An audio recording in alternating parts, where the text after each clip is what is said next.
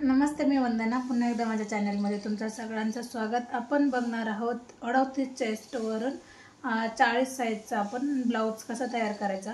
आता 38चे आपल्याकडे पेपर आहेत, त्यानुसार आपल्याला 40 साईजचा ब्लाऊज कटिंग करायचा आहे. तर व्हिडिओ पूर्ण बघा आणि व्हिडिओ आवडला तर लाईक, शेअर, सबस्क्राईब करायला अजिबात विसरू नका. आता आपल्याला पेपर पॅटर्नमध्ये कोणत्या गोष्टी शिकायच्या का आपण साईज जर कमी जास्त जर असेल तर आपण कशा पद्धतीने कमी जास्त करून ब्लाऊज कटिंग करू शकतो, ह्या छोट्या छोट्या गोष्टी तुम्हाला मी ह्या व्हिडिओमध्ये दाखवणार आहे. तर सगळ्यात अगोदर हा ब्लाऊज पीस आहे आणि नंतर मग आपण हे 38चे पेपर कट करून ठेवले. जसं मी तुम्हाला दाखवते, हे आपल्याला 3 पीसमध्ये आहे. तर आपण याची कटिंग करू. सगळ्यात अगोदर आपल्याला उंची टाकायची.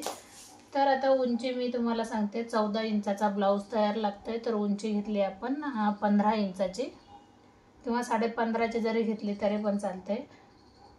15.5-16 इंचापर्यंत घेऊ शकता. आता मला उंची 14 इंचाची शिवून लागते, तर 1 इंच मी 15वर मार्किंग केली.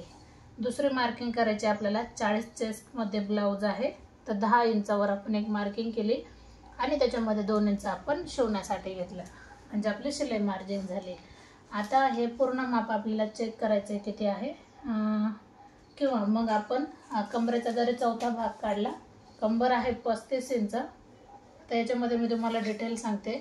कंबर आहे 35 इंच, त्याचा आपल्याला चौथा भाग काढायचा आहे. जवळजवळ 9 इंचाला 1 पॉईंट कमी येतोय, पण आपण 9 इंच धरू शकतो. त्याच्यामध्ये 1 इंच टक्ससाठी गेला आणि 1.5 इंच आपला शिलाई मार्जिन राहून गेली. अशा पद्धतीने आपण याला आखून घ्यायचं आहे अगोदर. त्याच्यानंतर मग आपण पेपर पॅटर्न कशा ठेवून कटिंग केली पाहिजे हे दाखवते. थोडीशी लाईन तिरकी गेली. तर आता पाहायचं आहे आपल्याला, हा आहे 38 चेस्टमध्ये पेपर.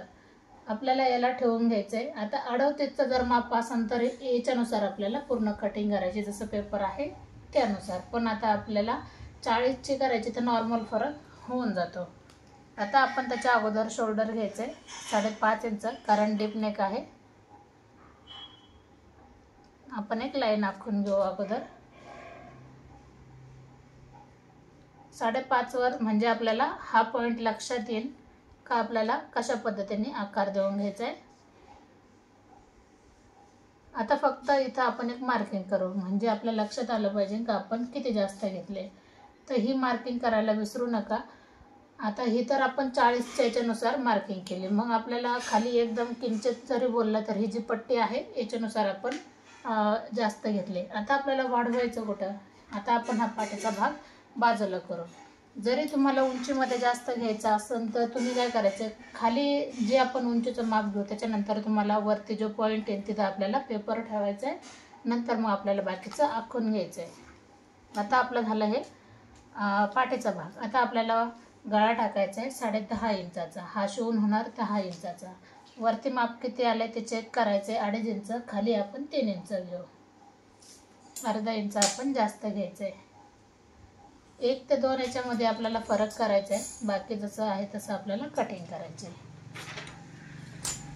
आता त्याच्यामध्ये आपण आता ही बाजू झाली फिटिंग कडची, बरोबर. मग आता क्रॉस पट्टीमधली पण ही बाजू फिटिंगची होणार. मग क्रॉस पट्टीमध्ये आपल्याला काय करायचं आहे, फिटिंग कडच्या बाजूने आपल्याला जास्त घ्यायचं आहे. म्हणजे मी आता हा थोडासा जास्तच घेते. जसं आपली उंची एकदम परफेक्ट आहे, समजा उंची जर वाढली तर क्रॉस पट्टी इकडच्या बाजूने वाढवून घ्यायची, ही गोष्ट लक्षात घ्या.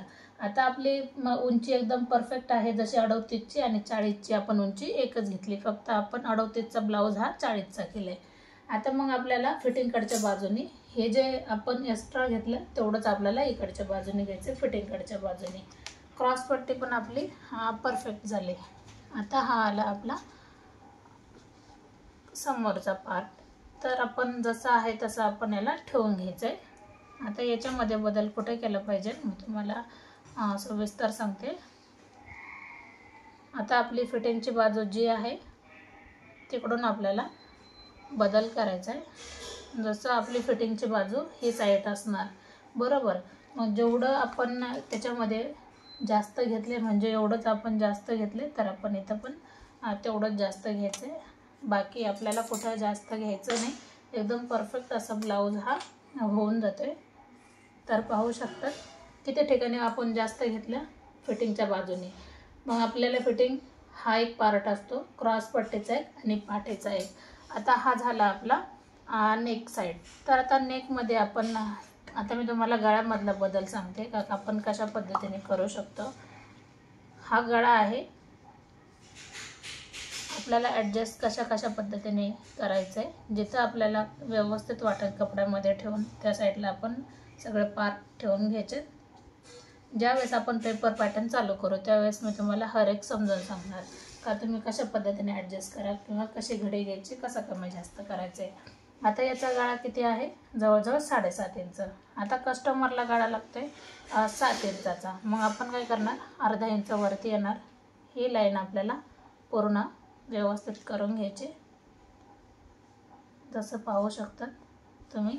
आणि नंतर मग गळा याला आपल्याला देऊन घ्यायचं आहे, म्हणजे आपण पॅटर्नमध्ये बदल करू शकतो. तर किती कमी वेळामध्ये सिंपल पद्धतीने आपण या सगळ्या गोष्टी आखून घेतल्यात. 38चा आपण 40 साईज ब्लाऊज केलं आहे. तर जसं आखून घेतले तसं आपण याची कटिंग करू. तर मी तुम्हाला कटिंग पूर्ण दाखवते.